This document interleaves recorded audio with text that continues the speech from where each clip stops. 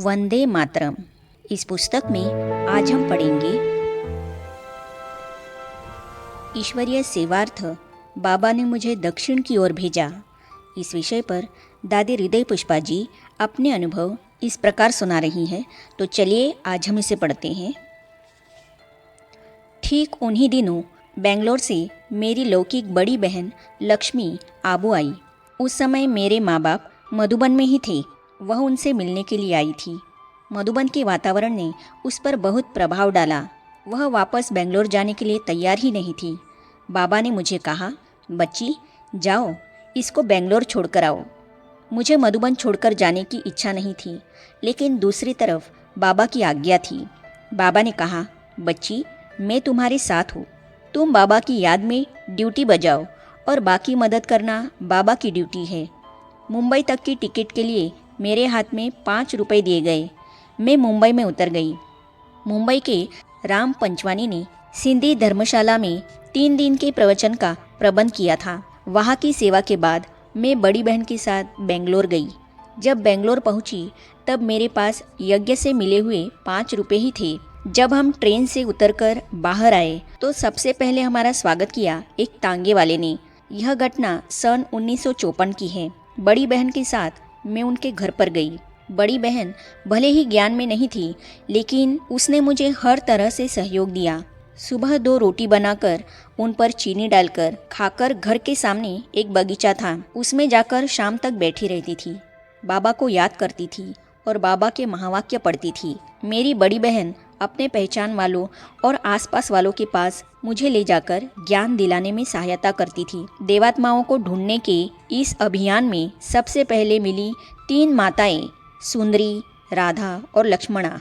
सुंदरी माता जो बाद में बेंगलोर सिटी सेंटर पर रही, और राधा माता पति वियोग के दुख से पीड़ित थी। ज्ञान पाने के बाद ये दोनों दुख से मुक्त हो गई। राधा माता को जब मैं आत्मा का पाठ दे रही थी तो उसके बाजू में बैठी थी और एक माता जिसका नाम था लक्ष्मणा, मद्रास की रोजी बहन की माँ। आत्मा का ज्ञान सुनते सुनते वह भी ध्यानावस्था में चली गई। इस तरह बेंगलोर में बाबा की सेवा शुरू हुई। आखिर बेंगलोर कैंट में 18 रुपए के किराए पर एक मकान लिया गया। एक ही कमरा था, ऊपर की मंजिल पर। कई माताओं को साक्षात्कार होते थे। वे ढूंढते ढूंढते हमारे पास आती थी और आटा, सब्जियां, फल आदि दे जाती थी। मैं उनको बाबा का परिचय देती थी। इस प्रकार वहाँ बाबा के बच्चों की संख्या बढ़ती गई। ज़्यादातर माताएं ही क्लास में आती थी। माताओं को पता पड़ा कि यह मकान किराए पर है, और उनको यह भी पता पड़ा कि मेरे पास पैसे नहीं हैं, तो वे आपस में मिलकर हर महीने 1-1 रुपया देती थी। धीरे धीरे बाबा की सेवा बढ़ने लगी। बाबा के बच्चे आने लगे। जब कमरा सेवा के लिए छोटा पड़ने लगा तो बड़ा कमरा लिया गया। फिर उससे भी बड़ा मकान लिया गया। दूसरी बार माँ सरस्वती कर्नाटक आई। सन 1964 की बात है। मधुबन से तार आया कि मातेश्वरी जी बेंगलोर आ रही हैं। यह माता का बेंगलोर में दूसरा आगमन था। मम्मा आई। मम्मा के आने के समाचार अनेक समाचार पत्रों में चित्र सहित प्रकाशित हुए थे। मम्मा के दर्शन के लिए जन सागर ही उमड़ पड़ा था। मम्मा के स्वागत में बेंगलोर विधानसभा के पास सहस्त्रों लोग बैंड बाजे के साथ जमा हुए थे। मम्मा का स्वागत करने के लिए कर्नाटक सरकार के उस समय के स्वास्थ्य मंत्री भी आए थे। उनको मम्मा ने ही कल्प वृक्ष और त्रिमूर्ति के चित्रों का विवरण दिया था। उस समय विद्या देवी माँ सरस्वती बेंगलोर में 3 माह रही। वह कर्नाटक का बड़ा सौभाग्य था कि स्वर देवी सरस्वती, कला देवी शारदे, ज्ञान वीणा वादिनी माँ भारती ने 3 महीने तक वहाँ ज्ञान वीणा बजाई और योग तपस्या की। समाचार सुनकर मैं बेहोश हो गई। सन 1969 की 18 जनवरी आई। विश्व नाटक में शिव बाबा के साकार पाठ का अध्याय पूरा हो गया। मुंबई से फ़ोन आया कि बाबा ने अपने व्यक्त शरीर का त्याग किया है। आश्चर्य की बात यह थी कि शरीर छोड़ने से 3 दिन पहले से ही मुझे अनुभव हो रहा था कि बाबा मुझे बुला रहे हैं। बाबा कह रहे हैं, बच्ची उठो, मेरे पास आओ। आवाज़ सुनकर जब मैं जाग गई तो बाबा मेरी खटिया के पास बैठे हुए दिखाई पड़े। सुबह मैंने यह बात क्लास में सुनाई। सबने यही समझा कि बाबा मुझे शरीर छोड़कर परमधाम आने के लिए कह रहा है।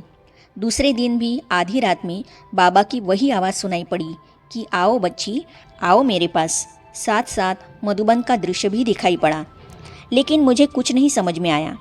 अगले दिन सेंटर पर भट्टी रखी गई। मैं भी बाबा की याद में बैठी थी, लेकिन मन में एक तरह के दुख की लहरें आ रही थी। समझ में नहीं आ रहा था कि क्या होने वाला है। इतने में ही फ़ोन की घंटी बजी। एक भाई ने फ़ोन उठाया और कहा, दादी जी, आपके लिए मुंबई से फ़ोन है। शील बहन का फ़ोन था। उसने पूछा, ड्रामा याद है? मैंने कहा, हाँ, ड्रामा याद है। उसने कहा, फिर सुनो, रात को बाबा ने शरीर त्याग दिया है। समाचार सुनकर मैं बेहोश हो गई। मुझे कमरे में लिटा दिया गया। मेरा उपचार चला।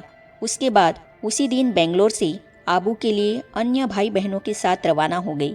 बाबा की अंतिम क्रिया में भाग लिया और अगले दिन अव्यक्त बाप दादा की पधरामणी हुई। बाप दादा से मिली। बाबा ने फंक हुई मुझको हंसाया और आगे की सेवा के लिए प्रेरणा दी। मद्रास में बाबा का घर। सन 1970 में बेंगलोर से कुछ भाई बहनों को लेकर मैं मद्रास अर्थात चेन्नई गई और वहाँ कुछ दिन रहकर चित्र प्रदर्शनी और राजयोग शिविर का आयोजन किया। तो वहाँ बाबा का घर खुल गया। बाप दादा के आदेश अनुसार रोजी अर्थात शिव कन्या बहन को वहाँ निमित्त बनाकर मैं बेंगलोर चली आई। मद्रास का सेंटर बनने के बाद तमिलनाडु और केरल प्रांतों में बाबा की सेवा में बहुत वृद्धि हुई। कर्नाटक में दिन दुगुनी रात चौगुनी बाबा की सेवा बढ़ती गई। सन 1980 में अंतर्राष्ट्रीय राजयोग प्रशिक्षण केंद्र के लिए बेंगलोर नगर के बाहर 3 एकड़ जमीन ली गई। दीदी मनमोहिनी जी द्वारा इसका शिलान्यास हुआ। सन 1984 जनवरी माह में दादी प्रकाशमणि जी ने उसका उद्घाटन किया। सन 1990 में योग भवन परिसर में एक बड़ा शिवलिंग और ज्ञान भागीरथ की मूर्ति बनाई गई। इनका उद्घाटन भी दादी प्रकाशमणि जी द्वारा हुआ। इस प्रकार बाबा दक्षिण भारत के अपने भक्तों और बच्चों की सेवा कर रहा है। आगे हम पढ़ेंगे उपसंहार। तो इन अनुभवों को हम पढ़ेंगे अगली कड़ी में। तो ये जानने और पढ़ने के लिए इस चैनल को सब्सक्राइब करने के साथ ही साइड में जो बेल आइकॉन है उसे भी क्लिक कीजिए, ताकि आने वाली सभी वीडियो और अब तक की सारी वीडियो आप तक पहुंचती रहेगी। ओम शांति।